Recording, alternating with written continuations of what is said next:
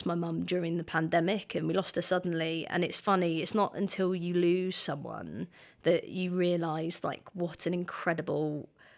my mum was just this quiet doer. Like, she'd kind of create opportunities for the family to do things, or did so much behind the scenes that you don't realise until they're gone. And it really made me like reflect or look back at... I guess you look back because you kind of grasp the memories.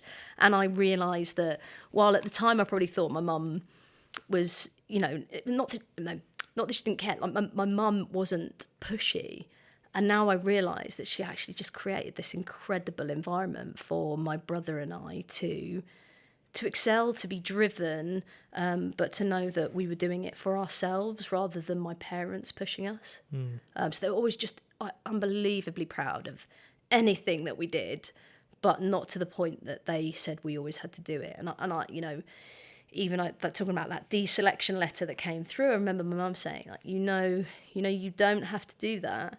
However, if you choose to, we'll help support you in coping with that. And like, pretty amazing, really. That sort of freedom to at least feel like you're making your own decisions. That's it. And whether again, you are or not, yeah. and again, I think it drives, like going back to the boys, it drives me to be, you know, the best mum that I can, especially like with the absence of my mum there.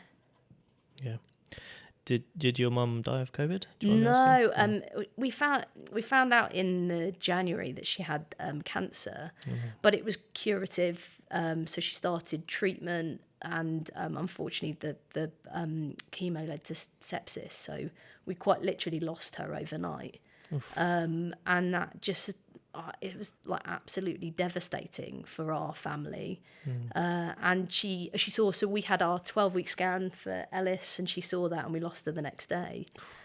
So I look at the impact of that on my life, our life.